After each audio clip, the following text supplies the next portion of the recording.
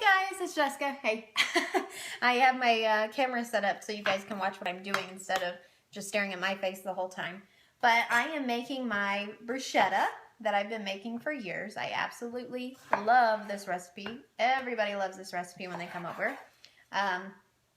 It's super easy, super simple, and it's also really pretty, and it's also festive looking if you want to serve it around the holidays.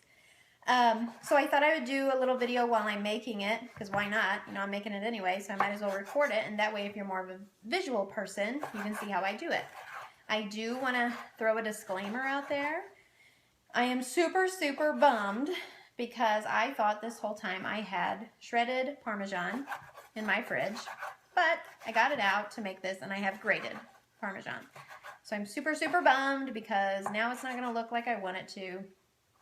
It'll probably taste the same, but it won't have that prettiness of the shredded fine lines of the Parmesan. It'll have the grated, crumbly bleh kind. So I don't know. We'll, I wanted to retake the pictures for the blog. So if it looks all right, I'll do that. But if it doesn't, I'll just plan to make it again. But anyway, you'll get the gist of what I'm doing. So I start out with a French baguette. And I slice it into about half-inch slices. Half-inch to 1-inch slices, whatever. Thinner the better, I found. And I butter it. And then I break a piece of provolone cheese, which is usually cut in circles. I quarter that. And I use a quarter of it on each little slice. So let me show you. I've already done that. So I've cut my bread. It's horrible lighting. There we go. I've cut my little circle of bread, and then I buttered it, and then I put a little slice of provolone cheese on it. And then I broiled it. And I broiled it for probably a minute, just enough to get a nice little golden brown. And then I pull it out, and then that's when I start making my toppings for the bruschetta. If I start making the toppings for the bruschetta while it's in the broiling oven, I tend to forget about it, and I burn it. So that's why I wait. If you can do some multitasking with that, go for it, but I kind of wait. So anyway, you start with 4 Roma tomatoes and just slice those into little, into little pieces. Finer the better, I guess, if you're like me. Some people aren't huge fans of chunky tomatoes. My husband's not, so I tend to have to cut everything pretty fine if it involves a tomato.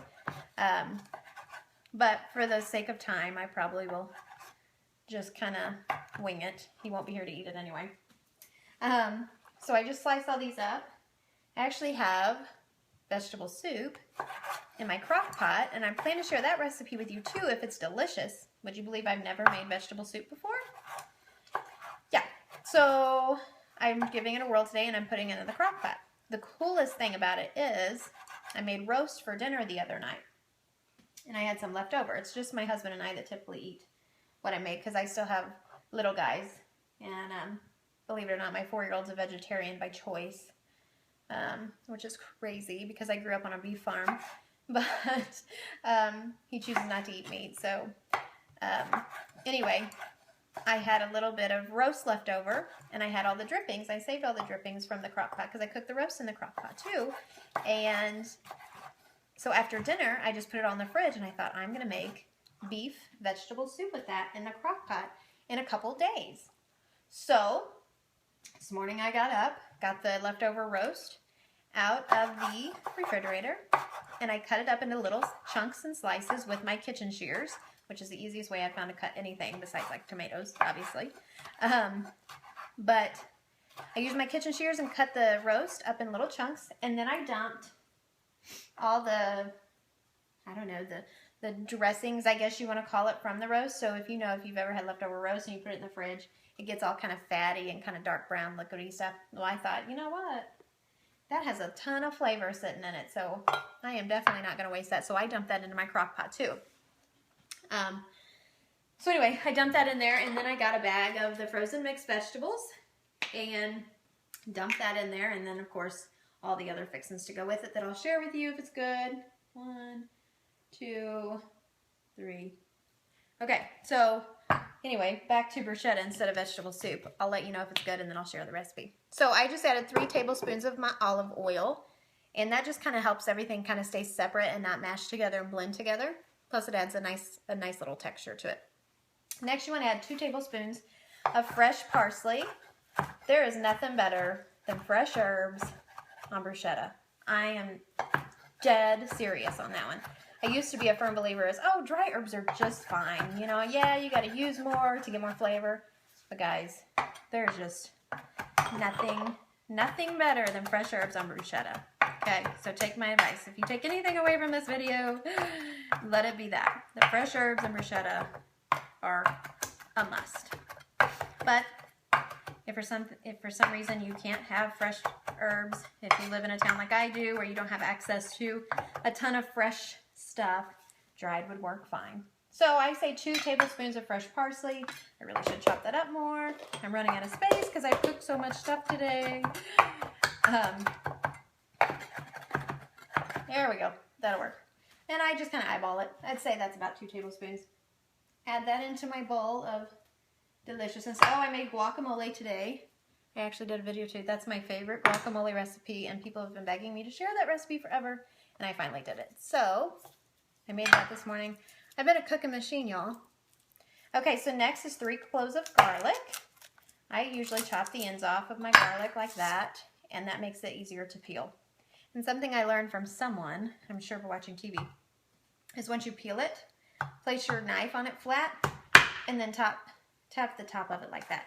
What that does is it kind of releases the garlic oils inside of it, and honestly, it makes it easier to chop for me.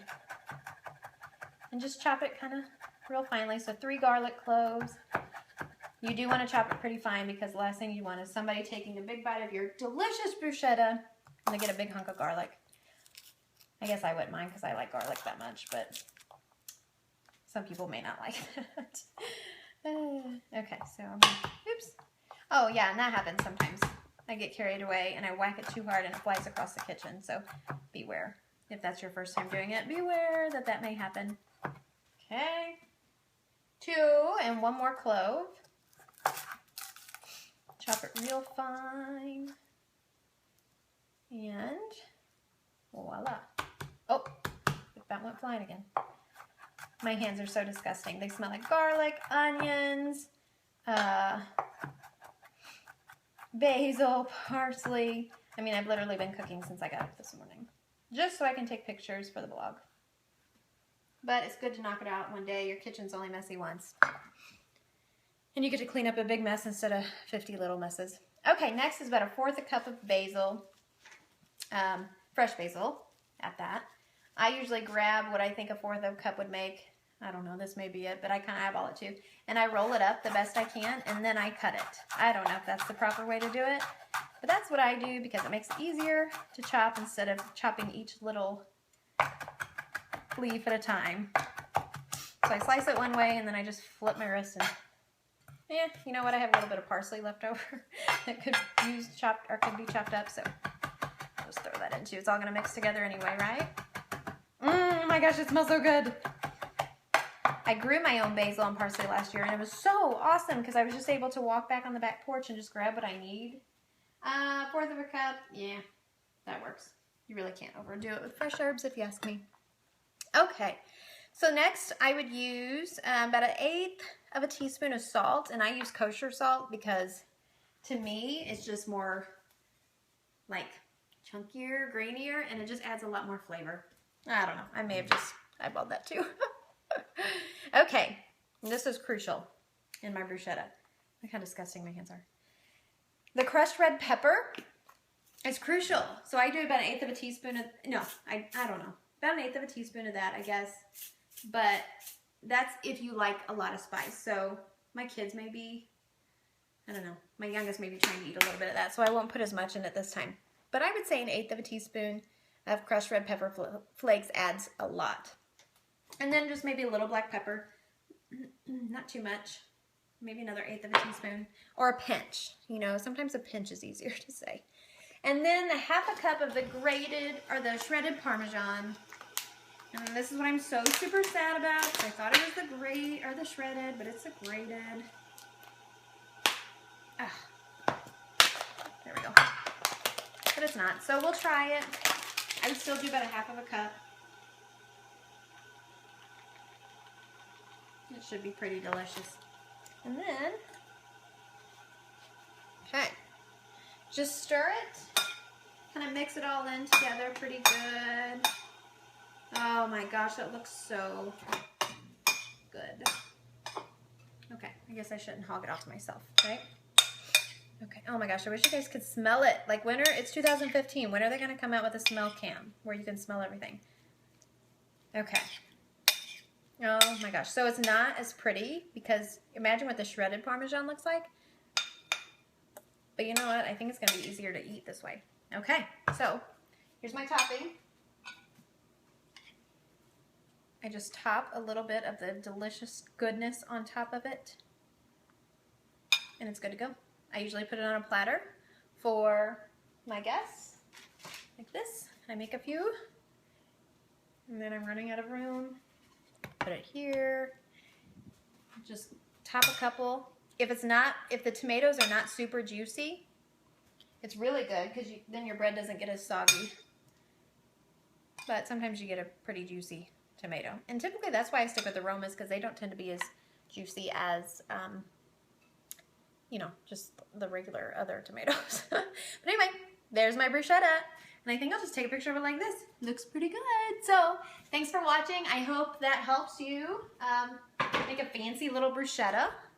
And I will be back hopefully with some other little tips and tricks in the kitchen. So thanks for watching, guys. See ya. Bye.